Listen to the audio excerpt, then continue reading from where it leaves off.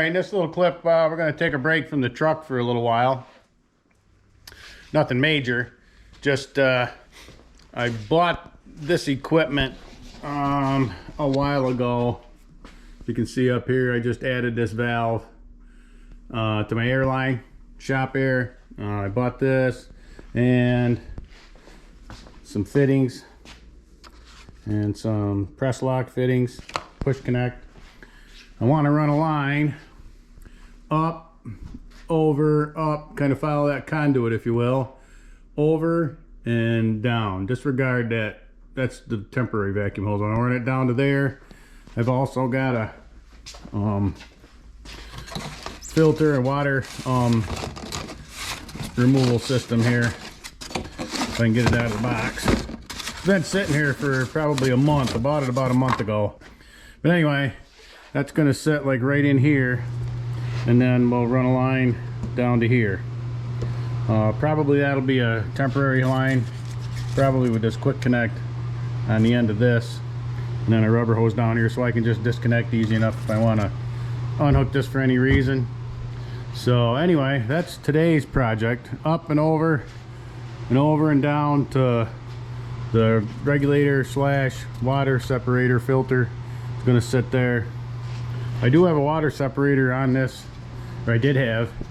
I've always fed it with, I only had this one reel in the garage, and that has a water separator on it, and I've always fed it with it. But unfortunately, your water separator should be as close to the piece of equipment you're using as you can get it, and this is just exactly the opposite. So that removes water, but it only removes water from here into the compressor, which sits in this next room, which is only about 8 feet.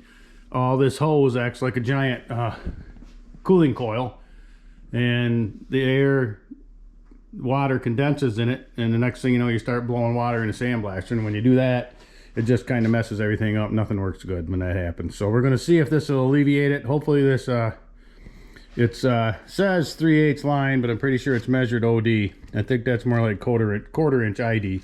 Hopefully that should work that distance. We'll see. We're going to try it. But anyway, that's what I'm working on. So bear with me. We're going to stick you somewhere here and just let you kind of, I'm not going to keep moving the camera to chase me around the garage. I'm going to try to get somewhere where you can kind of see pretty much most of what's happening from one viewpoint.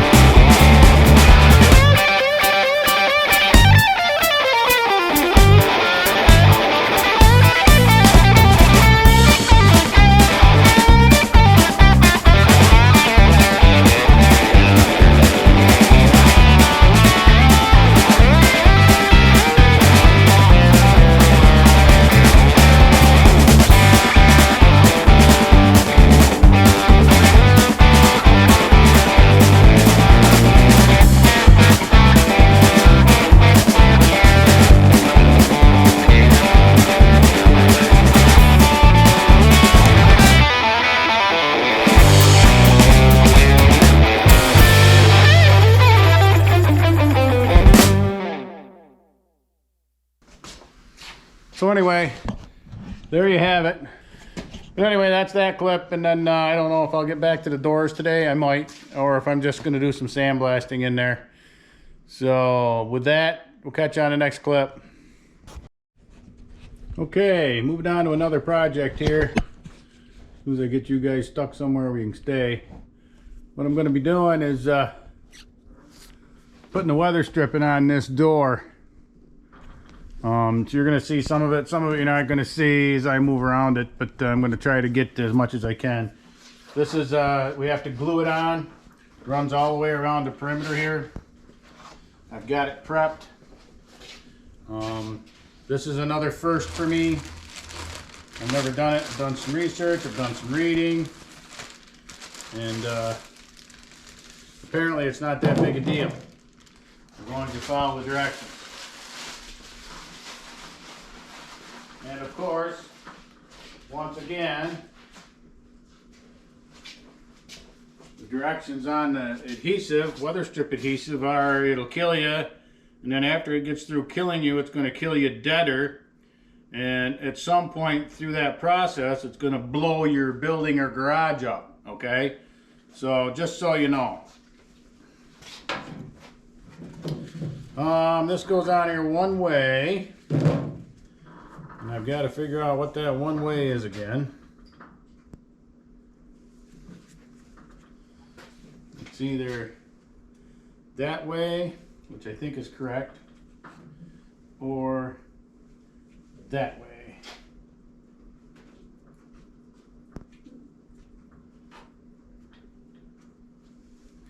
No, I don't really know. No. They both look good.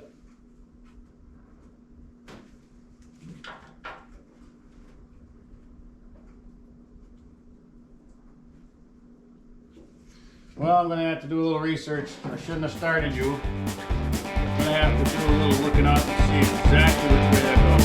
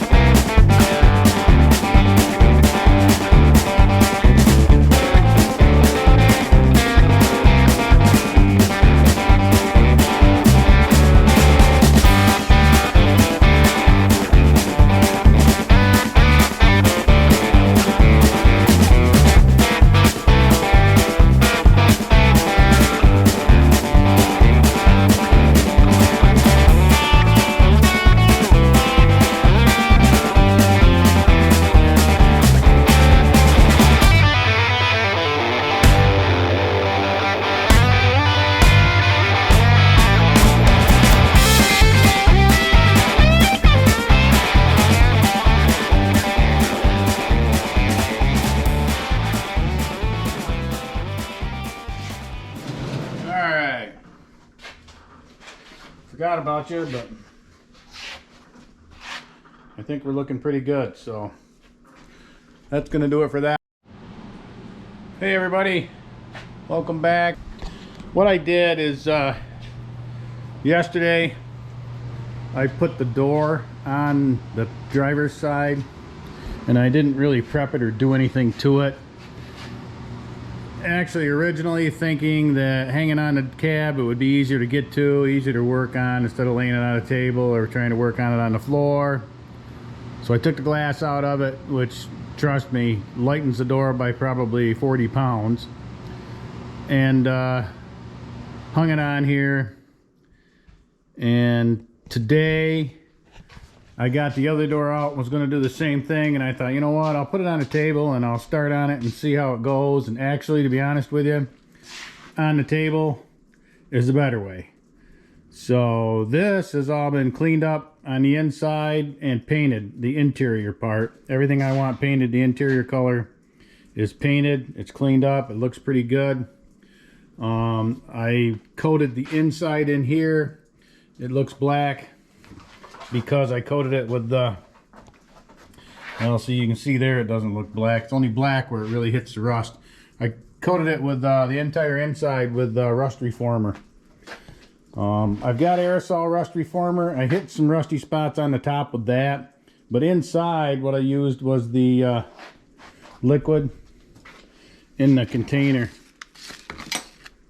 and it rolls on. It's not as nasty, it doesn't smell as bad, it's not going to blow the garage up, it's non-flammable, it's basically a water base. But anyway, it reminds me of the old I think it was called Extend years ago. But anyway, the inside has been coated the best I can get. I mean, I don't have access to every tiny little corner, and the easiest way for me to do it was to pour it in there and then just keep dipping the roller and roll it. I mean, access in here and access down there. I can get my arm in a little ways. I can't really get it in up to the elbow. And then there's a couple of braces. There's one right in the center there that get in the way. So anyway, I covered everything I could cover. And the really rusty spots, which the whole bottom was rusty, that I did get on the inside and on the outside skins. That got coated really well. It wasn't rusted through, it was just all surface rust, just pretty heavy surface rust down there. Up here it wasn't so bad. But anyway, it's all been hit with rust reformer, and the inside has been prepped and painted, and I like doing it on the table way better than I think it's going to be on the door. And the other thing is, once the door is hung, this weather stripping that goes around here all the way around the door is glued on. So I think it's going to be easier to glue it on here as opposed to on the door, on the cab, because as you can see, when it's on the cab, the gap between the door and the cab is not conducive to putting a piece of weather stripping down through there and getting glue on it. So anyway, my bad, lesson learned. Not going to be easier to work on there to do all this. I'm debating right now whether I'm going to paint to here, the outside color, and then glue the weather stripping, or if I'm going to glue the weather stripping, tape the weather stripping, and use the weather stripping for the divide. I might do that. I might just glue the weather stripping on here and then just tape it up when I paint the door. I think if I did that, I almost think I could probably paint it on it as good as anything. It's kind of like the transition for the cab, the rest of the cab. I think it's probably going to be right here. I'm probably going to tape from here in. This will be green. That won't. Same here. Just inside there. It's going to be taped. Took me a long time to get this door to where it halfway works, and this latch is messed up actually. This striker plate was wore right out. They had brazed it, filled it in with braze. You can see the bottom of this is contoured round, that from wearing, and it still hits. I can change that. I can adjust this door so it doesn't hit, but I'm not going to bother right now. I'm not going to fine tune it and then take it back off. I think I can. Said the little engine that could. But anyway, that's really all I've done today, is got that door hung. And oh, I did get a couple more interior parts on. I did get the visor brackets on here for the sun visors. That never had one on that side because I had to tap those holes. But anyway, one on each side. I do have the sun visors, but I'm not going to bring them out here yet. I could bring them out, cover them with a bag, and I might do that. But anyway, that's what I'm working on, and that's how far I've got. As soon as this paint is dry enough so I can move it, which shouldn't be much more than, this paint dries fast. Probably a couple of hours I'll be able to handle this because I don't need to touch where it's painted. I just don't want to bump it and destroy it. As you can tell, this is that hammered paint. I like it because it just covers a lot of minor discrepancies, so you don't have to get as fussy. Now, I didn't paint here because the door panel, there's a panel that goes on here, and there's really no rust or damage. Didn't really need any paint, so I'm just going to leave that. There's a panel that goes on here too, that's why I didn't paint all this. But anyway, those are in the sandblaster, getting ready to get blasted. And that's it for today, or for now anyway. That's going to do it for this short clip. We'll see you when I get back into the garage.